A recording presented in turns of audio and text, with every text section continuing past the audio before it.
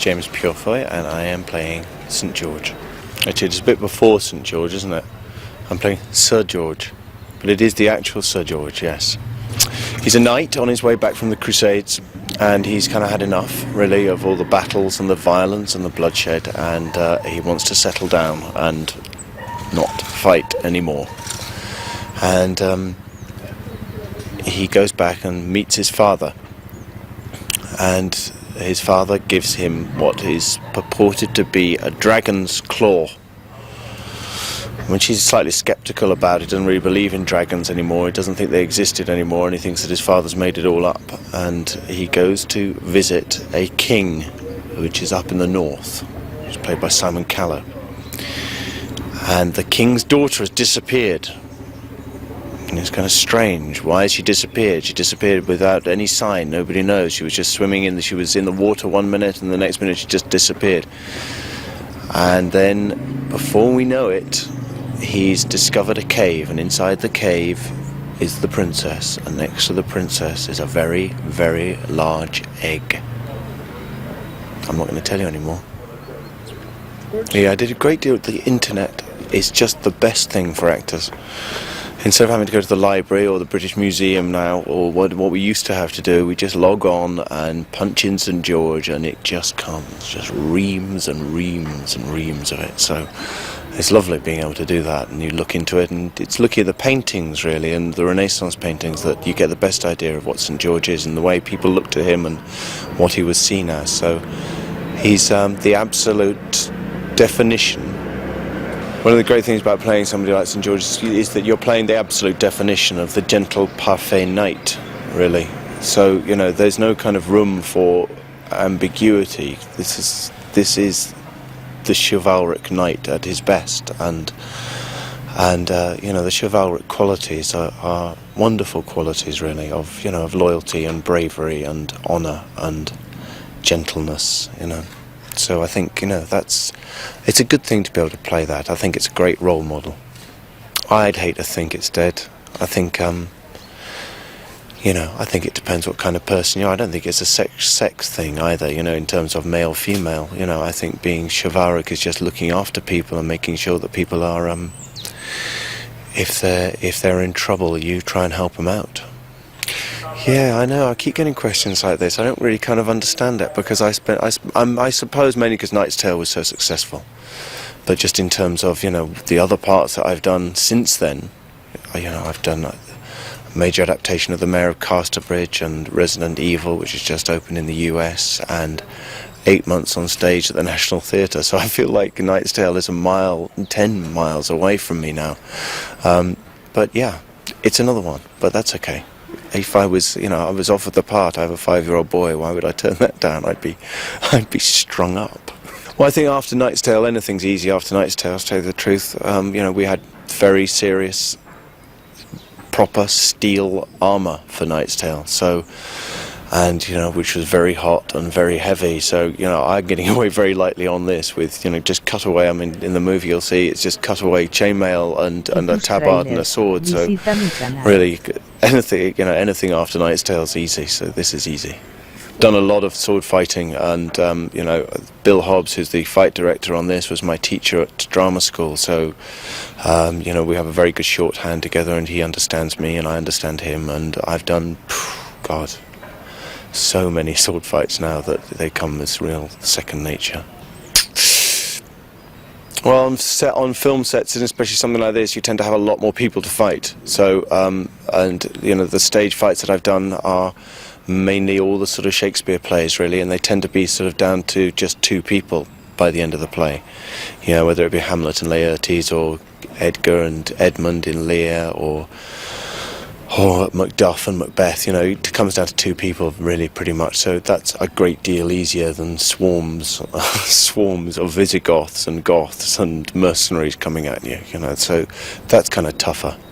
Well, I did a lot of training for this film, specifically with the horse that I ride in this, because I really wanted to get to know this horse and let it trust me and know that I was, you know, in simpatico with it. So, you know, yeah, I mean, I've done a lot of riding for this, a lot. Any hairy moments? I've broken my toe, and Patrick Swayze, I think, fractured my hand. But apart from that, no. I mean, we had a stuntman stamp on my foot the other day, and he's a huge guy, and he stamped on my foot 5 takes in a row, and on the 5th I heard my toes cracking. And I went to the hospital, and yeah, my toe's been broken in 3 places and completely impacted, flattened the bone. But my hand, it's not my sword hand, so, we can carry on. If you're going to do a movie like this, you've got to expect 1 or 2 broken bones. I tend to try and do that because you just don't really get a chance. Once you're filming, once you're up and running, it's a 12-hour day with an hour either side for travelling. So, you're talking a 14-hour day, and then you've got to eat, and then you've got to learn your lines, and you've got to make sure you're up to speed for the following day. So by then you're down to sort of 6 hours sleep a night. So you've got to be fit before you go into it. So yeah, I spent a lot of time in the gym and running. I was running 5-6 miles a day every day for the 2 or 3 months before we started shooting this. So I was fit. Well, specifically this one, it's very difficult. It's very tricky when you've got a little kid and you spend a lot of time abroad. You have to really choose the films that you make out of the country very, very carefully. So, but as I said, when you're playing off at George and you're going to get to kill the dragon, or not, or what happens at the end of the movie, then there's no way I could turn a film like this down. Besides, we've got a really terrific director, amazing, wonderful actor. My God, we've got some good actors in this film, and some action to die for. So this is going to be a really exciting film for kids of his age, but way up, and dads and mums to take their kids too. It's going to be a real summer treat. What's difficult always about doing, I've done a lot of green stuff now, is just imagining that they're going to be able to match what you've given them, and you just pray that they match what you've given them, because we did quite an emotional scene with the dragon the other day, and it had better look as wonderful as I imagined it. I was going to go and get him. No, I think I only did 1 day. Bob Hoskins had to do it for month after month after month, yeah, and it nearly killed him. So no, after 1 day that was enough. I'm quite happy to be back with actors again now. No, but that's just the nature of movie making. I think when you've done, this is my 15th film, so once you've done a lot of film work, and not just film, but when you work in England and you've done, we have very good television in England, so we've done a lot of TV there. And I've been doing this job a long time. So I'm very used to doing things out of sequence. Well, I've got Resident Evil is out at the moment. That's a starring role, and that's at the moment sitting at number 2 in the box office. Took a huge amount of money over the weekend. I guess it is in terms of big Hollywoody, with big Hollywood names. Yeah, you can't feel the pressure. If you feel the pressure, it starts affecting your performance, and it starts affecting the way you deal with everybody on the set. And you have to keep a really cool set and let people experiment and do the things that they want to do with their parts. And, you can't freeze creativity by getting tense about the pressure. Otherwise, it just freezes the film, and that's just bad for everybody. We did a scene this morning with Piper where he's crabby. Sometimes he gets a bit crabby, and especially around women, I think that he gets a bit... He's not very used to the touch of a woman or to having to deal with women. He's a soldier and a warrior, and that's what he's done all his life. And he doesn't really understand women, I don't think, terribly well. So when he's given jip by them, he doesn't take it terribly well. So he gets kind of irritated and a bit narked by her. But that's because he's in love with her, obviously. Yeah, I think it is. I think it's going to be. I think one of the key themes in this film is about ignorance, and about being ignorant of well, in this case, dragons, and what they mean and what they are. And George has an assumption right at the beginning of the film that dragons are bad, dragons are evil, and I don't think he really understands why. I think he's just been told that, and it's just been sort of given down to him over the years that's where the dragons have got to go. And he's slowly but surely kind of, I think, sort of convinced otherwise by the princess. So, it's a plea for tolerance, which is no bad thing in this day and age. Yeah, his best friend's a Muslim, although he doesn't take that as a big deal. I think everybody else takes that as a big deal, but that's, again, a great quality in him. He just doesn't see the problem. A man helped him, he helped a man. Full stop. I don't, well, yeah, Michael had to come through a wall at me. Michael can be very intimidating when he wants to be. Most of the time he's just a great big pussycat, but, you know, you get him mad. That's when it gets exciting. Oh dear God. My first impression... I mean, do I have to be nice? I just have to be nice, don't I? You don't have to be nice, though. They won't use it if you're not. Yeah, they could do with more poor people in Luxembourg. You know, because although it's a kind of utopia, Luxembourg, that's what it seems to me, because it seems to me that everybody seems to be doing all right. But that does create a certain amount of blandness. No, my first impressions of Luxembourg is a beautiful country. It's really lovely, incredibly pretty. The people are kind, and we felt very welcome here. Only that it was very small. It is very small, isn't it? You know, I guess it's the size of an English county. And, you know, England's only the size of a quarter of Texas. So, you know, it's tiny. What do I like? What do I like? Well, you see, the trouble is with us, with actors, when you arrive in a city, you know, what it comes down to is the hotels. You know, fortunately, we're in a fantastic hotel. The Albert Premier is the best hotel, one of the best hotels I've ever been in. And I think it's because they understand when people are staying there for a long period of time that you have to change the menu. Because that's the trouble with some of the big hotels in the city, is that they never do. And they're very good for people who are staying there for 3 or 4 days, but we're here for 3 months, you know. There's only so long you can do a coronation chicken for. Well, I can't see any disadvantages that Luxembourg has at all, you know. I think it's obviously a country that's very at ease with itself and very comfortable. You know, but perhaps, you know, I don't know, maybe they need to give some of their wealth away. No, the Luxembourgish food is wonderful. There's some amazing restaurants in Luxembourg, and you know, we've enjoyed those. And the nightclubs have been very good to us and have been very helpful in you know, keeping. You know, it's not a problem for me because I'm not famous, but keeping people away from Patrick and Michael has been tricky, I think. And the security people are some of the best I've ever come across. Well, again, we've been very fortunate here because all the locations we've had have been miles away from people mainly, and you know, that's the main problem you have when you're filming in a big city. That's when it becomes tricky. It's just crowd control and getting people. You know, it's tough sometimes.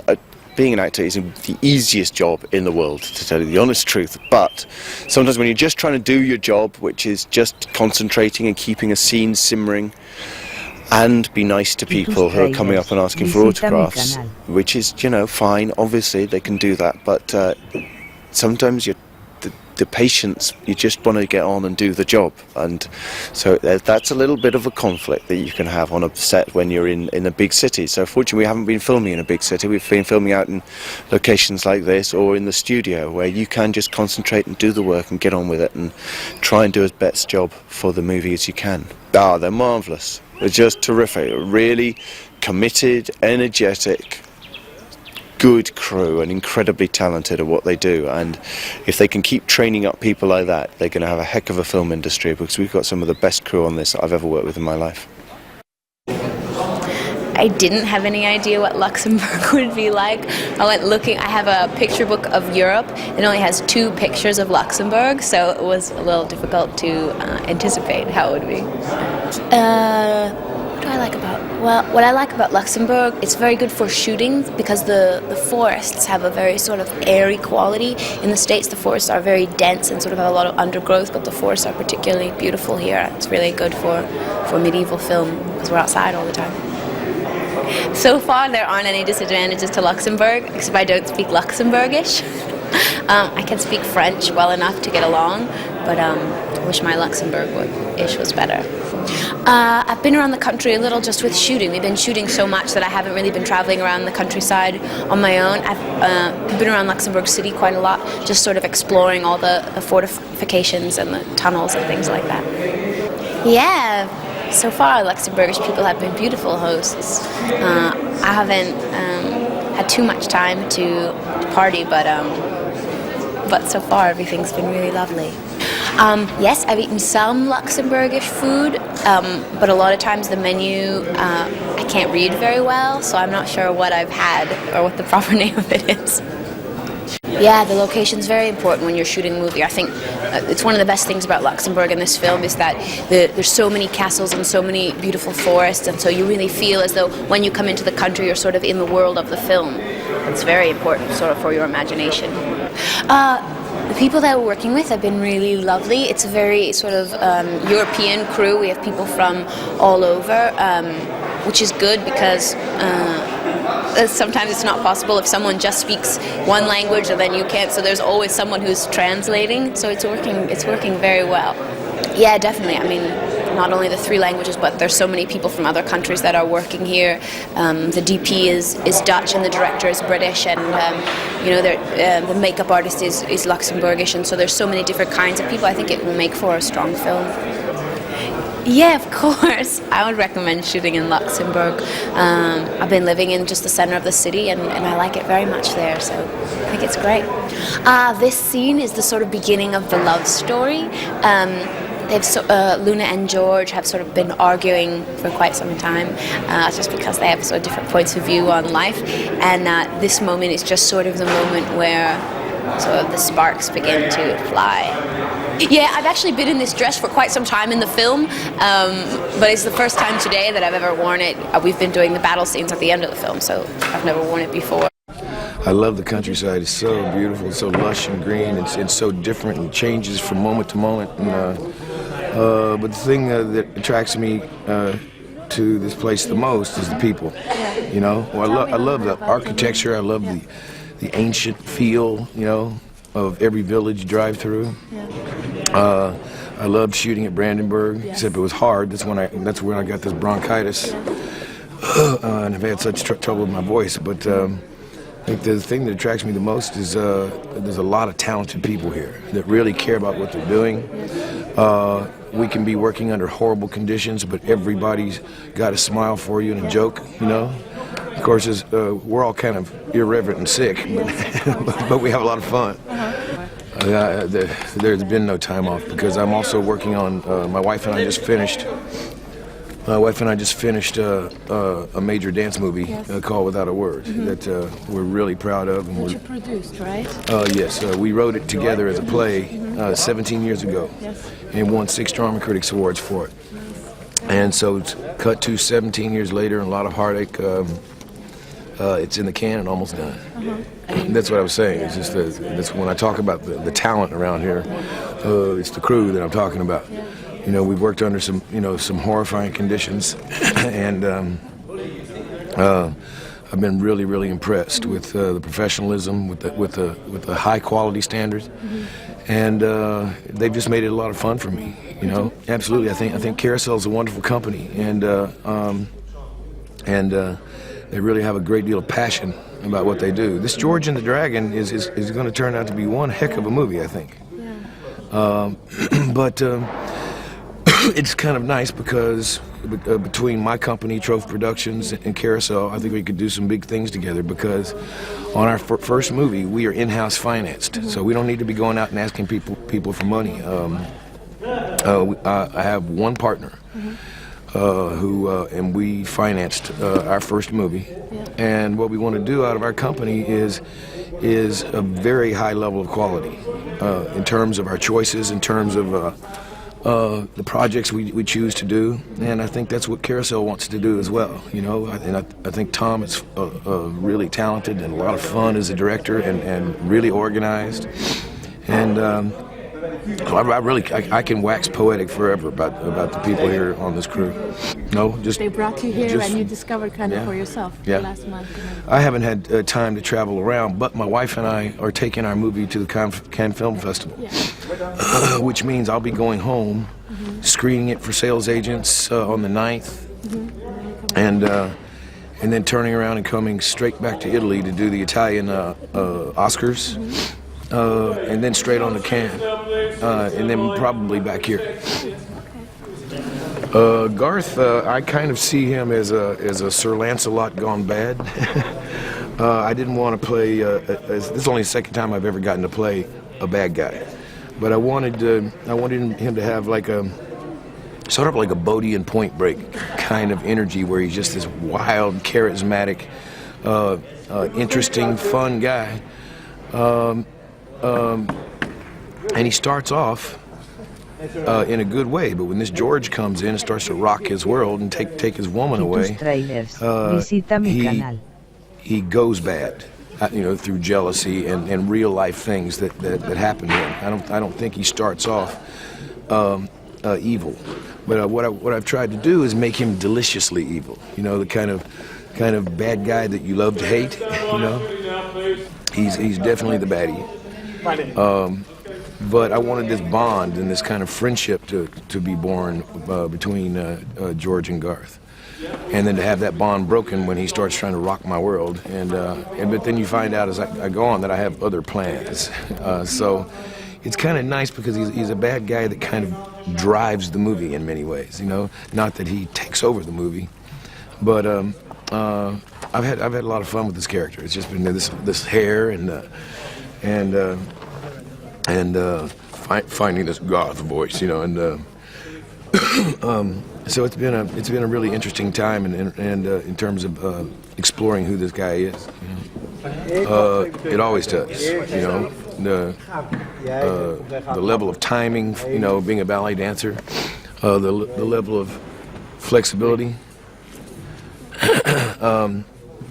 that physically ballet gives you. I can make a fight beautiful as opposed to just intense, and I love it. I love fighting. I love doing this stuff. Swords and horses and women and cleavage, and it's great.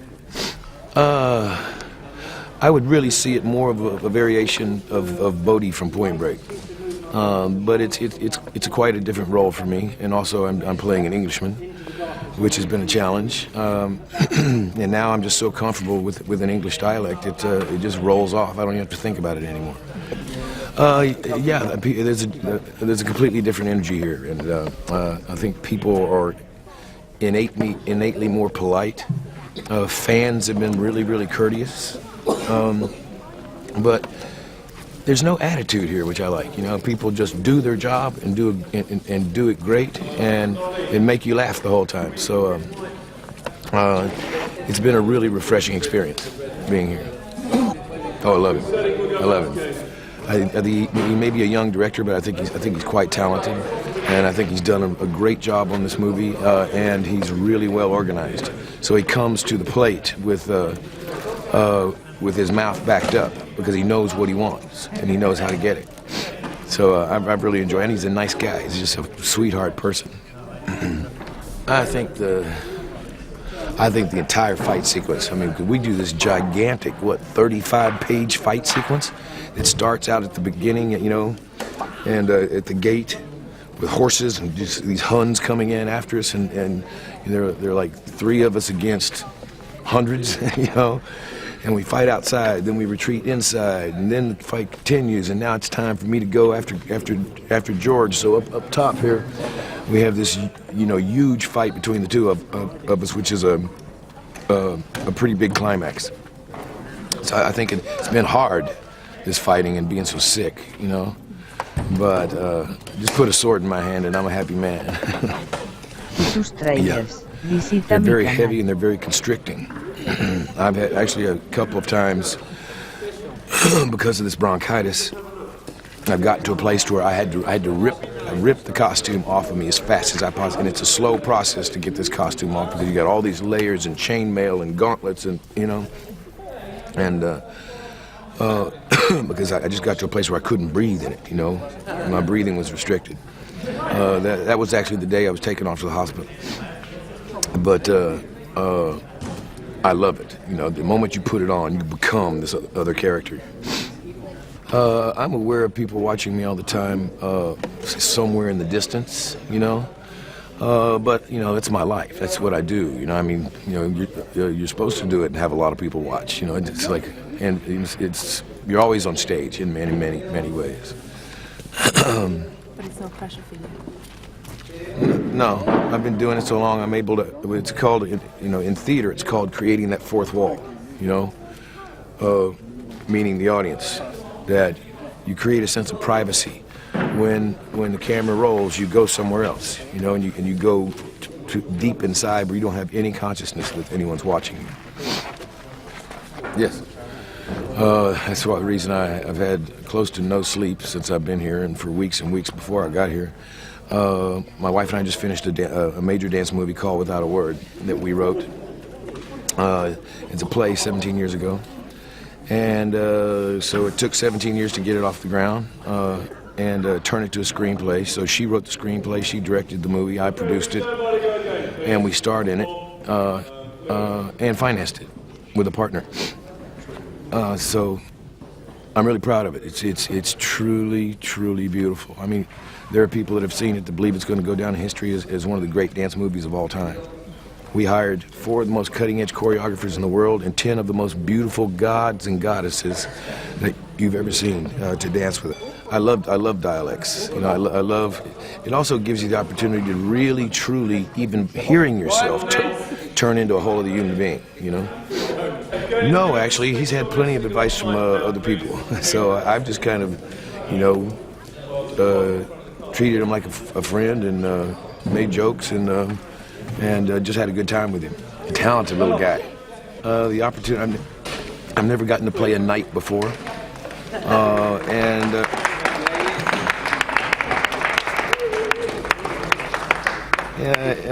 I've only gotten to play one other bad guy. You know, so it was such a lark. Such a lark. I think Garth was a challenge. The dialect was a challenge. I've never gotten to play a knight in medieval times. And I've always wanted to. I've always sort of felt like I was born of this era anyway, you know, in some way, in some other life. The opportunity to come to Luxembourg and work with some great people. It's hard to say because ideally you put all your heart and love and 100% of your passion. 100% of your passion into every character you do, but I would have to say they're all so different. It's hard to say, but I guess the one that affected my life and changed my life the most was City of Joy that I did with Roland Joffe in India. It was just such a life-changing movie and forced you into a deep level of soul searching that truly did change me forever, you know, in a very positive way. No, I live by a chivalrous code. Of course, I'm Texan, and a man's word in Texas is everything. It's like my dad always said, the way I figure it, little buddy, he was big buddy and I was little buddy, very Texas thing. And he says, the way I figure it, little buddy, is all I have is my integrity, because to this day I still ain't never seen a hearse pulling a U-Haul. And that meaning you can't take it with you. So I live from, I don't think a hopeless romantic, but I'm a romantic till the day I die, and I believe in living a chivalrous life, you know, or attempting to. Buen, and greetings from Luxembourg. I'm Michael Clark Duncan, here on the set of George and the Dragon in the beautiful Luxembourg. It's been raining like for 2 weeks straight, but we're getting this film done, and I'm here to help out. Well, actually, I read the script about maybe 3 or 4 months ago, and that was in my shot. Okay, guys, this is my shot. I read the script about 3 or 4 months ago, and loved the script and wanted to do something like this, and I thought it'd be something good for me to do, so here I am. Thanks. Yes, Tom Reeve. He thinks he's Michael Jackson, but no. Tom Reeve, the director, is very good. He's a very funny guy, and actually he made the whole cast feel at ease. On the first day I met him in his office, he showed me some clips of him driving a sports car, which he cannot drive. He flipped it over like 14 times and still came out alive. So anybody that can do that believes should be a director. Yeah, you know what? Everybody here speaks like 5 different languages. You have Luxembourgish, you have French, you have German, you have Dutch, and you have English.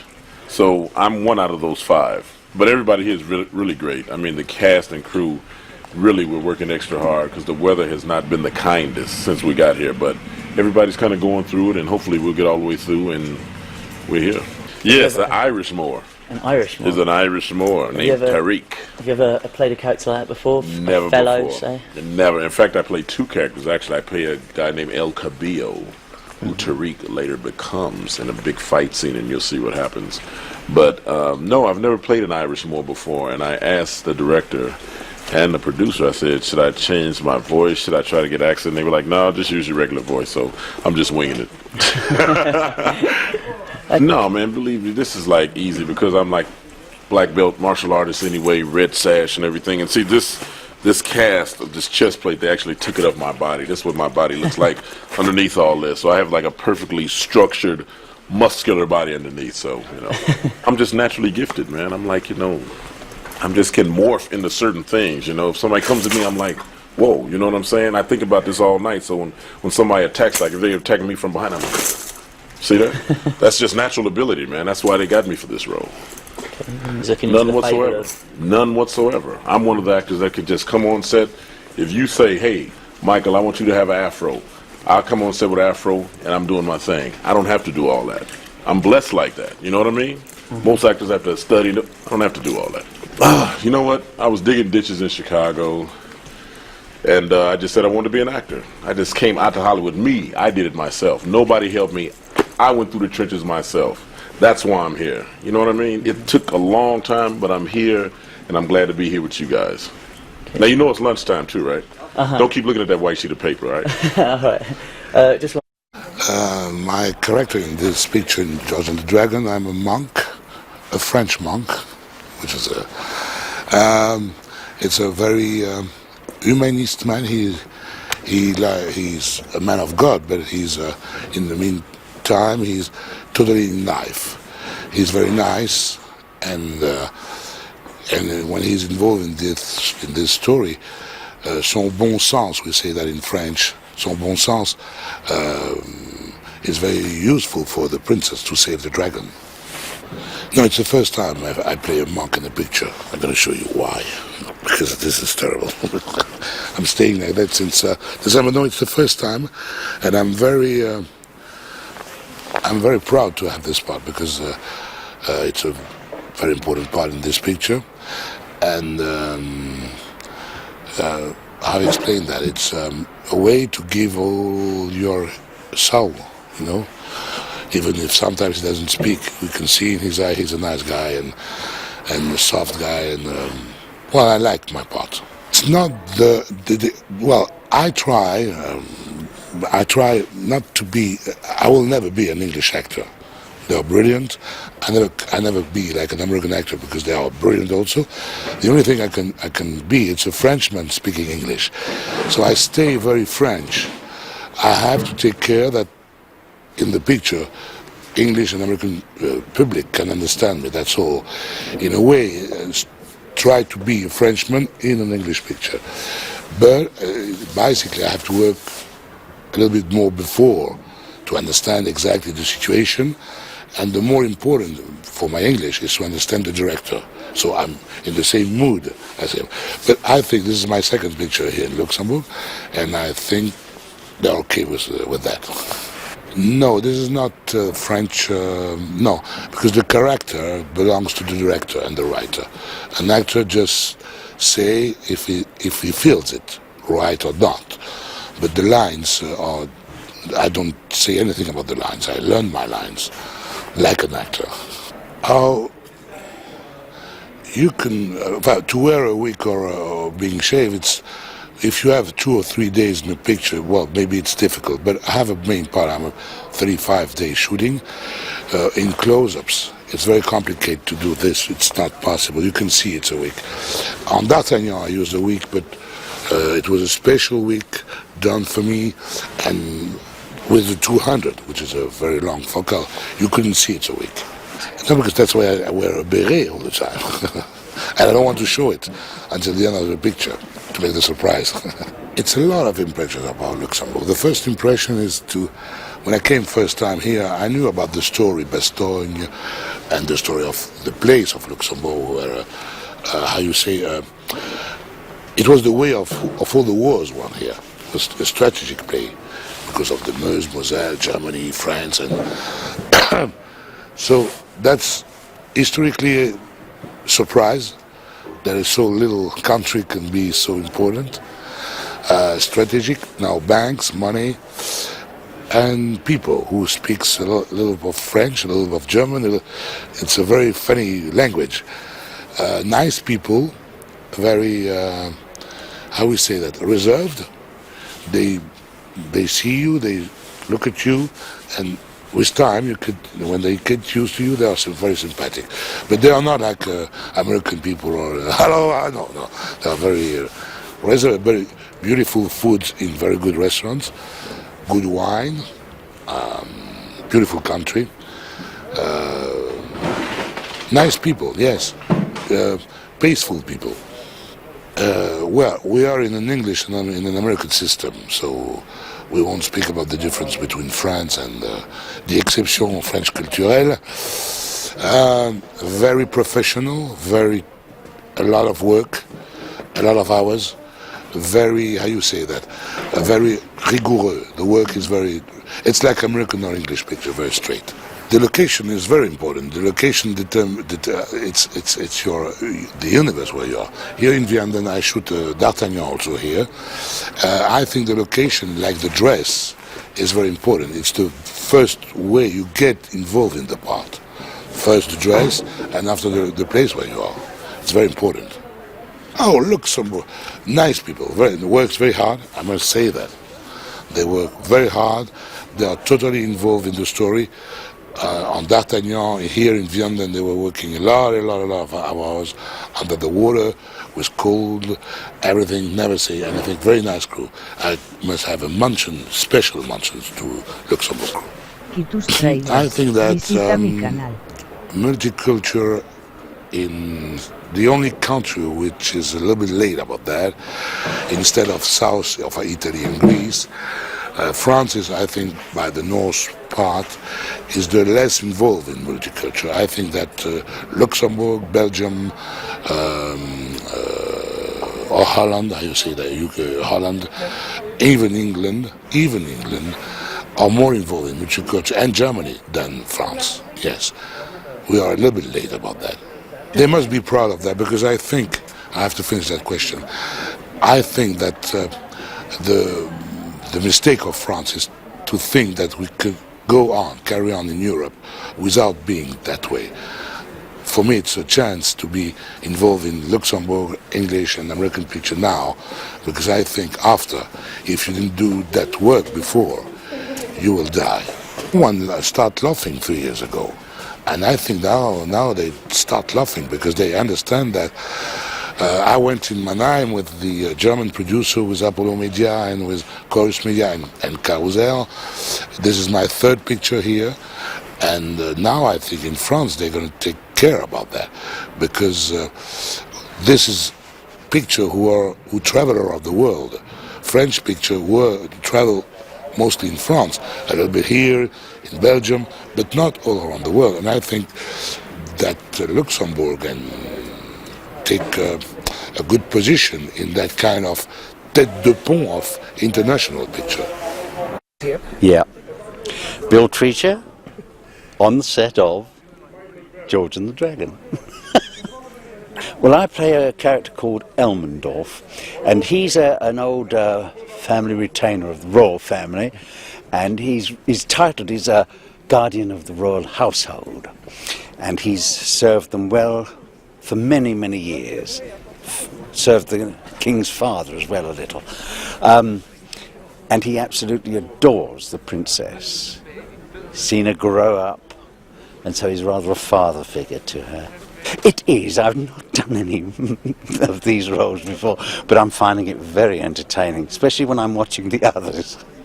I have a little action to do myself, but not too much, because he's getting on in years, you know. But I'm standing around watching the others. I think it's great. Great. Yes, I do. I must say, I had to learn to ride a horse, and I haven't been on a horse for 40 years, and I'd forgotten the girth of a horse. And when I got on it, I was wedged. I couldn't even sit in the saddle until they did the stirrups, you know. But it did me good, I think. It was marvellous. and I'm expected to do this business on it as well. I don't know how far I'll get with that. No, I've met the egg, but not the dragon. No, I can't wait to see this actually. But this is all green screen stuff, isn't it? Yeah, this is wonderful. Yeah. Do you like it? It's not Marx. Do you know? Yes, it's very nice, isn't it? Yeah. I think it looks the part. It's all handmade, you know, all this stuff. It's wonderful. It's rather nice. Yes, yes. It's rather royal.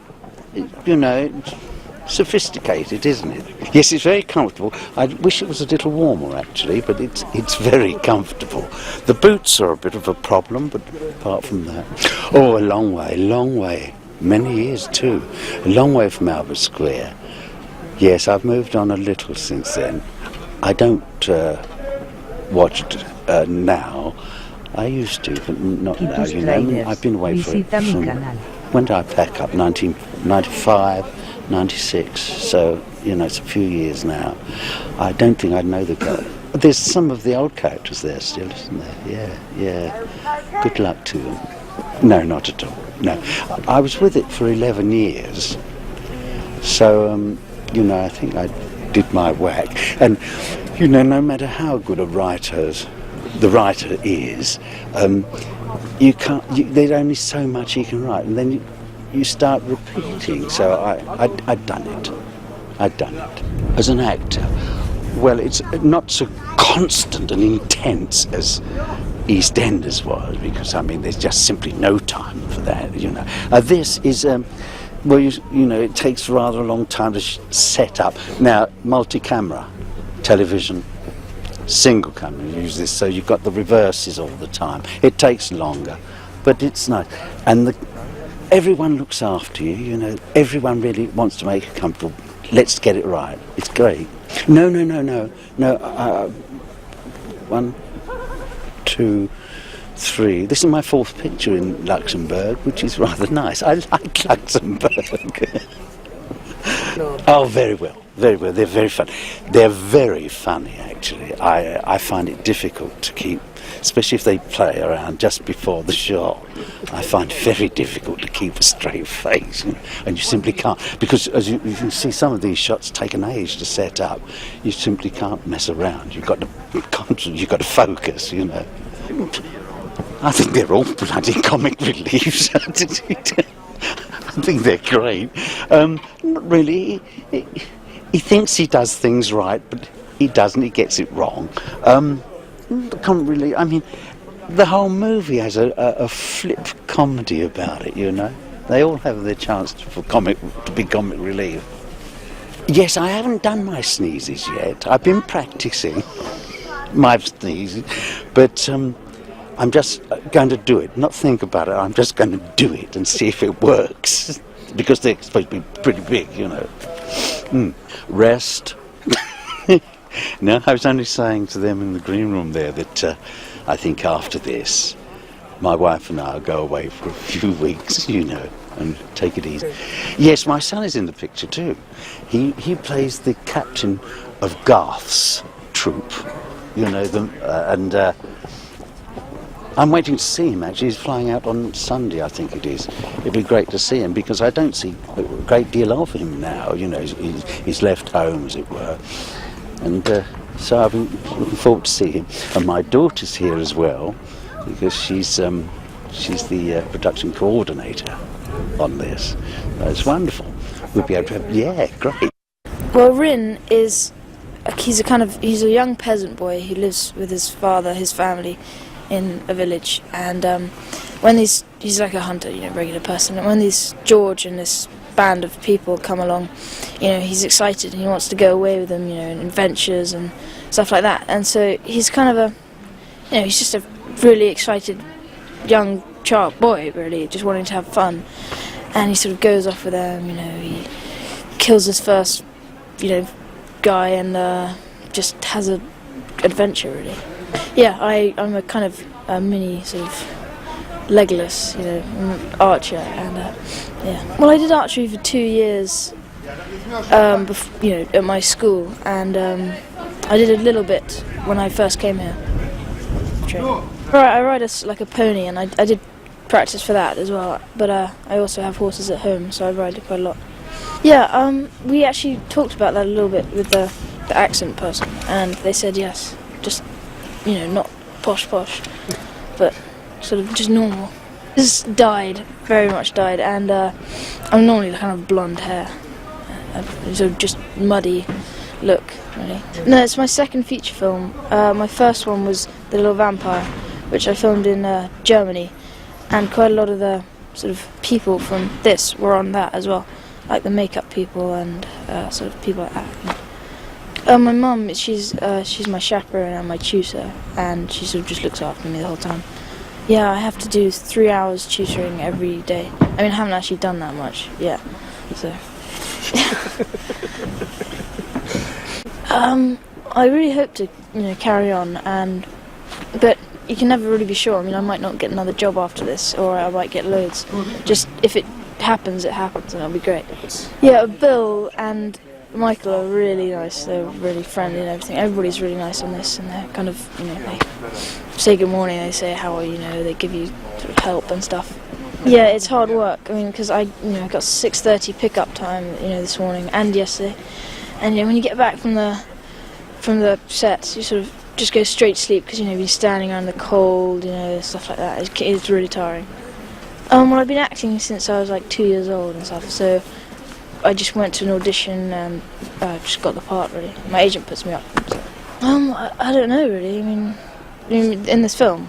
No, I mean... Oh, no, I haven't actually seen the egg. I think the egg's just going to be a tennis ball or something like that. Yeah. But I've only been here for a week, so I've only done these scenes in here. That's it. Tom Reeve, and I'm directing it. Well, it started about 8-9 years ago with an idea of doing movies for the family, adventure movies, things like that. And then basically we had Dragonheart, the Dennis Quaid, and we basically put because our story then was the same. It was about a knight who befriended a baby dragon, and the dragon helped the knight, and the knight helped the dragon, and hey, then 2 years later Braveheart came out, and that was not Braveheart, Dragonheart, and that was the end of the movie. We rewrote it with the idea of the egg and the chase, to do it as a medieval chase movie. But the main motivation was doing a movie for the whole family. Pretty much so, yes. I take, as an individual and as therefore a director, I take a pretty moral high ground. There are elements of the movie, not with shoving things down people's throats, but there are elements of the movie that have a clear message about what, as humanity, we should or shouldn't do with ourselves. So yes, it has a pretty clear message. No, I mean, yeah, I've been here 12 years, but I've still got a lot of family in the UK. I still have a house over there, things like that. So it's still part of me. But no, the strange thing is George and the Dragon has never been done. There was the spin-off of George and Mildred, the TV series, which had nothing to do with dragons. And outside of that, no, there has been sword and sorcery movies. I think also dragons have always come across in movies as horrible, scary creatures who, as it were, are the bad guys. In this movie, as normal, the humans are the bad guys. The dragon is just a very large, intelligent, non-speaking creature. It's all CG, yes. I mean, originally, again, when we first started this, we'd imagined building these things for real. In this day and age, everything is CG. So James Purefoy has done a wonderful job of acting in front of a big green wall, where we'll put the dragon in afterwards. But yeah, it makes it hard on the day, but of course what you can do in the land of computers is so far beyond mechanical creatures. Yes, a lot, thanks to the internet, but the strange part of it was that getting into it is that no one actually knows what the real story is and whether there really was a St. George and everything else. So yes, it was very interesting to discover that there was no clear-cut idea of who St. George was, and indeed that there was no historical reference for us, other than some references to 4th century Roman captain in the Middle East. But that's part of the fun of it. If there's no one who can trip us up historically and say this is right and this is wrong. And of course what's nice also, I think, is that In the UK at the moment, I think Ken Livingstone is all for us celebrating St Patrick's Day and giving St George's Day the big elbow. And it's very nice. Actually, our last day of principal photography is St George's Day. So there's a few good reasons to make it, I think. I don't think there's such a thing exists. No, I mean every movie that comes together is a miracle in itself. Whether it's a $2 million movie or a $30 million movie, they're all really hard.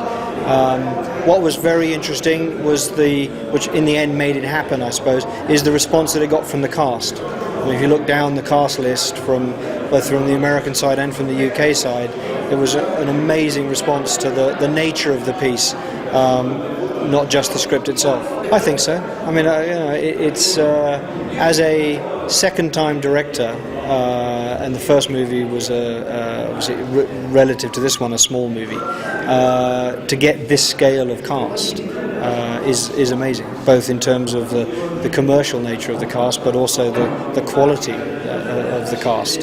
So yeah, I'm cast-wise real happy. Well, I think so. I mean, Mike and I. Mike Burks, who wrote the script with me, we're tearing pages up every day to work out, the change of locations, and of course the cast has a big influence. I mean, once you know that Simon Callow is playing the King, then you sit there and think, then we change things. When you know that Joan Plowright is playing Mother Superior, then you change things. That's the nature of it. And of course, with originally I had the part of Tarek, the Michael Clark Duncan part, as a Scottish knight, and didn't want to go into the Muslim-Christian issue because the Crusades were pretty clear-cut.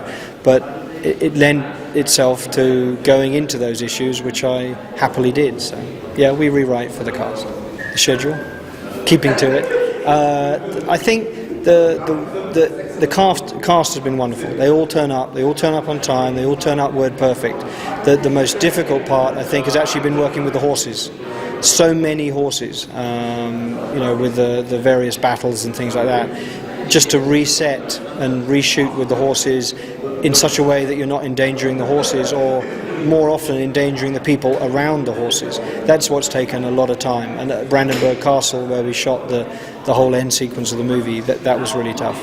So that's been the surprise. Without a doubt. It's this crew that we're working with is the crew that I work with year in, year out as a producer or line producer. So anyway, they come to me with all the questions that they would normally never bother a director with. But it's nice. I like to know what's going on. But I think the biggest thing is that as a line producer, you learn that screaming and shouting at people doesn't get you anywhere. So then when you go on the other side of the fence, you can relate to the directing situation where you know that screaming and shouting at the crew is not going to get you anywhere. So I think that's the best lesson learned. No, not at all. I mean, the idea of directing was completely alien. I mean, it was. I come from a film family background, but it's my father and my brother who are the creative ones. I was always the business end of it. I was the budgeting, the planning, the being shouted at by directors type person. So the idea of directing was never on my cards. And then when you've lived creatively with a project for this long, it's very, very hard then to hand it over to somebody else, because de facto a director takes over a movie. Not just creatively, but business-wise. The director has you. If he wants to make the schedule, he can. If he doesn't, he doesn't. So it wasn't an obvious step, but it was a logical step. So, and what I've done is surround myself with a crew and a cast who know what they're doing. So hopefully, when I don't, then it doesn't show. Well, I have, unlike a lot of directors, Mike Burks, the other writer, is on set with me, and yes, it does.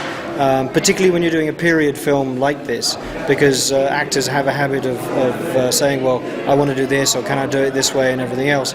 And it's not always that easy to think logically about how you're shooting it, but also make sure it stays in period and character. So I actually, very much appreciate Mike's presence, and therefore, yes, we adapt as we go. Yes, particularly with the way people speak. It's very, very easy. Things like all right, okay, any of those kind of regular expressions which just didn't exist then. And that's what we're trying to watch for. I'm sure we've missed a few, but that's the kind of thing that somebody has to listen out for. No, we had one crowd player at the Dunmead Castle who was, when George comes out of the castle holding the spear, having slain the dragon and all that routine, who's jumping up and down holding a digital camera in his hand. So other than that, we've watches, bracelets, earrings we watch for, but no, we missed the digital camera. So. On the big scenes, mainly 4. If you're covering a battle sequence, you can't keep redoing it. So the idea is we normally have at least 2 following the principals, and then 2 following the other action and so on. Yeah, with my partner Romain Schroeder. We started it in early 1995.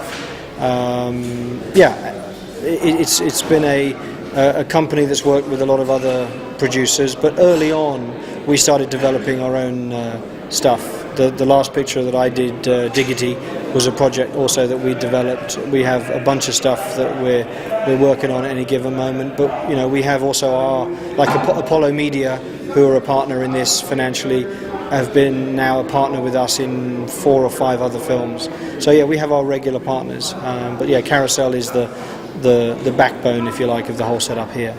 I came here to do a remake of 3 Coins in the Fountain for Frank Königsberg, a CBS TV movie in 1990. Met Romain, who then worked for CLT, and have been here ever since. And yes, I came here, the reason that Frank came here, because there was another of those European tax deals. The difference here is that the government, through a very hands-on plan, have kept it going and kept it consistent. If you look at so many other tax structures, they change every year or every other year, and then no one can make a plan or a long-term plan. The benefit here is that they made a long-term plan, and therefore we as a company, with the investments in the studio and the facilities and everything else that you've seen, were able to make that long-term plan. Yeah, it's got some great locations, but we've shot. I think since Romain and I have been working together, we've shot about 36 or 37 pictures in Luxembourg that vary across, regular TV movies through things like The Musketeer and Fear.com and now George and the Dragon, that have benefited from the modern locations and also the period locations. And as you see from this one, the period locations are so well looked after. I mean, they take their history very seriously here and look after the chateaus, so it makes it easy for us. Garth, is he a good character or a bad character? He ends up as a bad character. He didn't plan it that way. He had his own plans and his own ambitions and everything else, but in the context of the story, things get away with him because his princess falls in love with another guy. Happens to be a character of George, but that was not his plan. The world was treating him pretty good up until this George character turned up. So yeah, he doesn't start off as a bad guy, but he ends up as one of the bad guys. No. What is it? The bigger they are, the harder they fall. Michael was great fun to work with. The biggest problem was too much laughing, and to actually keep focused on the job. But yeah, generally the spirit, the ambience of the movie, as a result, and also in the making of, is very much as a good fun movie. And Michael was a lot of fun to work with, and that's come across in a lot of the cast. I mean, James and Piper, Bill Treacher, whatever, all generally, I hope, it seems, having a good time making it. So.